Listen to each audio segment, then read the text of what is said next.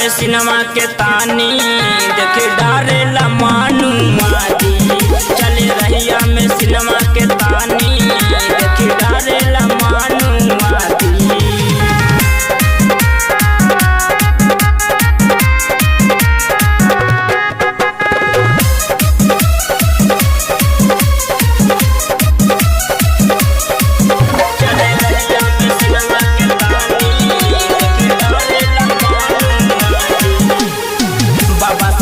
के मिशन बढ़ावे गाँव में समझावे हो।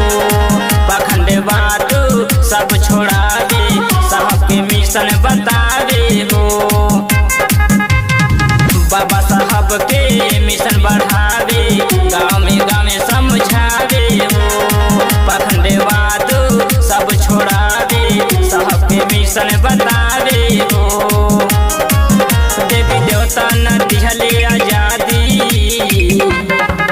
चले रहिया में सिनेमा के तानी देखी डरेला मानू मादी। चले रहिया में सिनेमा के तानी देखी डरेला मानू मादी।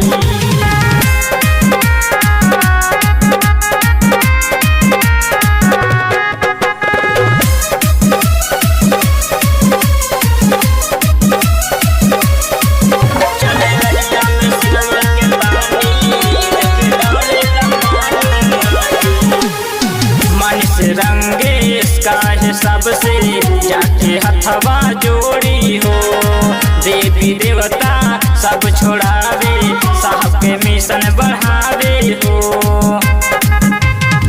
प्रमोद शिवम का है सबसे जाके हथवा जोड़ी हो। देवी देवता सब छोड़ावे साहब के मिशन बढ़ावे हो।